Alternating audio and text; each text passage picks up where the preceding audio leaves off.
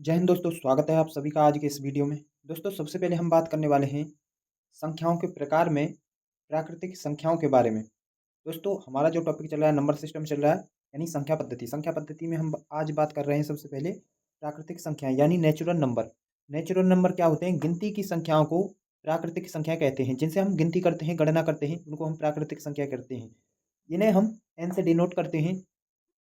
1 2 3 4 5 6 ऐसे ही इस प्रकार चलती रहती हैं और कब तक चलती हैं? अनंत तक। इनका कोई अंत नहीं है, ठीक है? गणना आगे चलती रहेगी, गिनती चलती रहेगी। गिनती की संख्याओं को हम प्राकृतिक संख्या करते हैं कहते हैं। और एक सूत्र है इसके लिए प्राकृतिक संख्याओं के योग का, उसे याद रखना है आप सभी को। पहली n प्राकृतिक संख्याओं का योग, यानी कि आपसे कोई पूछ ले कि 10 तक की पहली प्राकृतिक संख्याओं का योग क्या होगा? लगातार होनी चाहिए, 1 2 3 4, है ना? क्रम से होनी चाहिए। तो ऐसे आपसे कोई पूछ ले, 50 तक पूछ ले, 100 तक पूछ ले, तो उसका सूत्र है n into n plus one upon two. ठीक है? n into n plus one बट्टे में दो, ये इसका सूत्र है, इससे ज्ञात करेंगे। अब आपसे प्रश्न कैसे पूछ सकते हैं कि पहली प्राकृतिक संख्या कौन सी है? पहली प्राकृतिक संख्या कौन सी है? एक। और सबसे बड़ी प्राकृतिक संख्या कौन सी है? तो कोई नहीं। ठीक है? एक अंक की कुल प्राकृतिक संख्या कितनी होती है? 9 होती है। ठीक है? एक अंक की कुल प्राकृतिक संख्या 9 होती है। 2 अंक की आपसे पूछे तो 99 में से 9 घटा देंगे, ये एक अंक वाली, तो कितनी हो जाएंगी? 90। 3 अंक वाली पूछे आपसे तो 900। 4 अंक वाली पूछे तो 9000। ऐसे ही चलती रहेंगी। ठीक है? अब आपसे पूछ सकते हैं कि 1 से 100 तक गिनती लिखने में एक का कितनी बार आता है? तो कितनी बार आता है? 21 बार आता है। जीरो कितनी बार आता है? 11 बार आता है। 2 3 4 5 6 7 8 9, बाकी के ये सभी अंक 20 बार आते हैं। ठीक है? तो ये थी प्राकृतिक संख्याएं। अब हम बात करते हैं पूर्ण संख्याओं की। पूर्ण संख्याओं को होल नंबर्स कहते हैं। कौन कौन सी होती हैं? शून्य के साथ अगर हम प्राकृतिक संख्याओं को भी गिनती करते हैं, यानी शून्य के साथ अगर प्राकृतिक संख्याओं को शामिल कर लेते हैं, तो वे पूर्ण संख्याएं कहलाती हैं। ठीक है? इसे हम डब्ल्यू से डिनोट करते हैं, यानी कि 0 1 2 3 4 ऐसे ही लगातार चलती रहेंगी अनंत तक। अगर आपसे पूछा जाए कि पूर्ण संख्याओं का योग कैसे ज्ञात करना है, तो उसके लिए प्रथम n पूर्ण संख्याओं का योग ज्ञात करने के लिए n into n minus one बट्टे में दो, n into n minus one upon two से हम ज्ञात करेंगे। इसी सूत्र से हम पार्टी में हाथ मिलाने की संख्या भी हम ज्ञात करते हैं। जैसे कि दो टीमों में 22 खिलाड़ी हैं, अगर वो आपस में हाथ मिलाएं तो कितनी बार हाथ मिलेंगे? तो उसे भी निकालने के लिए हम इस सूत्र का प्रयोग करते हैं। ठीक है? आगे बढ़ते हैं हम। अब हम बात करते हैं पूर्णांकों की। पूर्णांक यानी इंटीजर। इंटीजर दो तरह के होते हैं, धन पूर्णांक और ऋण पूर्णांक, यानी कि पॉजिटिव इंटीजर और नेगेटिव इंटीजर। ये संख्या रेखा यहाँ पर दी हुई है। अगर बाएं से हम इधर की तरफ बढ़ेंगे तो मान बढ़ता है, और दाएं से हम इधर की तरफ जाएंगे तो मान घटता है। ये दो तरह के इंटीजर होते हैं, धन पूर्णांक और ऋण पूर्णांक। शून्य कैसा पूर्णांक है हमारा? शून्य पूर्णांक तो है, ना तो ये ऋण का है और ना ही ये धन का है, लेकिन इंटीजर है। क्वेश्चन कैसे पूछा जाता है? सबसे अधिक मान है, इनमें से चार ऑप्शन दिए हुए हैं, इनमें से सबसे अधिक मान किसका है? तो इसका सही उत्तर हो जाएगा, सबसे अधिक मान है +1। और सबसे कम मान की बात करें तो -100, ये सबसे कम मान वाला है। ठीक है? ऐसे प्रश्न पूर्णांकों से पूछे जाते हैं। अब हम बात करते हैं सम संख्याओं के बारे में। सम संख्याएं क्या होती हैं? यानी इवन नंबर। इवन नंबर क्या होते हैं? जिन संख्याओं में 2 का भाग पूरा पूरा चला जाता है, उन्हें हम सम संख्याएं कहते हैं। या आप दूसरे हिसाब से समझ सकते हैं कि जिन संख्याओं का इकाई का अंक, यानी कि सबसे पीछे का अंक 2 4 6 8 या 0 हो, तो वह सभी संख्याएं सम संख्याएं कहलाती हैं। सम संख्याओं के योग ज्ञात करने के लिए हम इस सूत्र का प्रयोग करते हैं।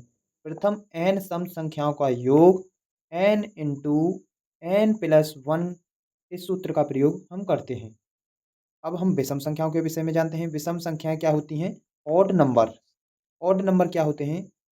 जिन संख्याओं का इकाई का अंक 1 3 5 7 हो, उन्हें हम विषम संख्या कहते हैं। या दूसरे हिसाब से, जिन संख्याओं में 2 का भाग पूरा पूरा नहीं जाता है, उन्हें हम विषम संख्याएं कहते हैं। विषम संख्याओं के योग ज्ञात करने के लिए हम इस सूत्र का प्रयोग करते हैं। प्रथम n विषम संख्याओं का योग बराबर n स्क्वायर। ठीक है।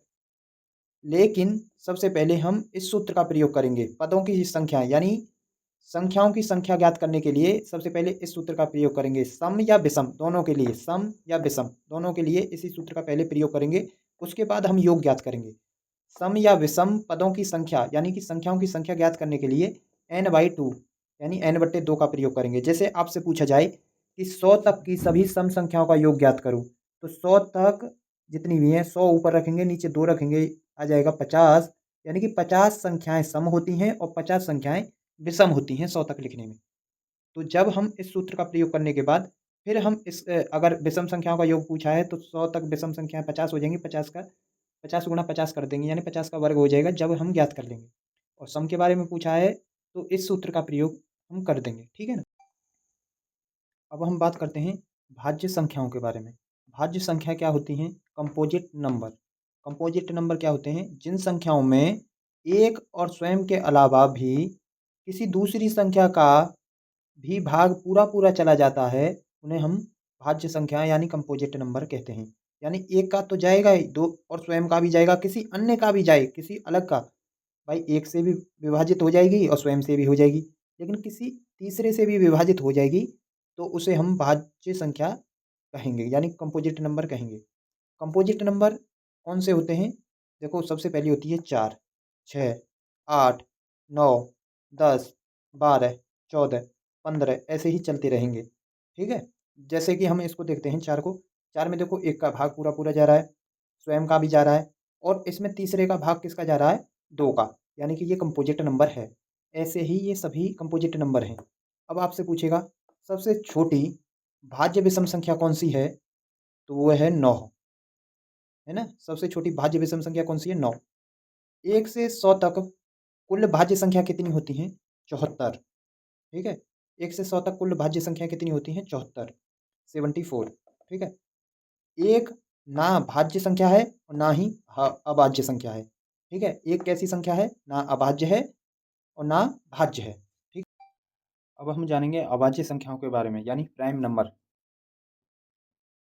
एक एवं स्वयं के अलावा किसी भी संख्या का भाग पूरा पूरा नहीं जाए, उन्हें अभाज्य संख्या यानी प्राइम नंबर कहते हैं। केवल एक का और स्वयं का ही भाग उनमें जाता है और किसी का भाग उनमें नहीं जाता है, उन्हें अभाज्य संख्या कहते हैं या ऋण संख्या कहते हैं, ठीक है।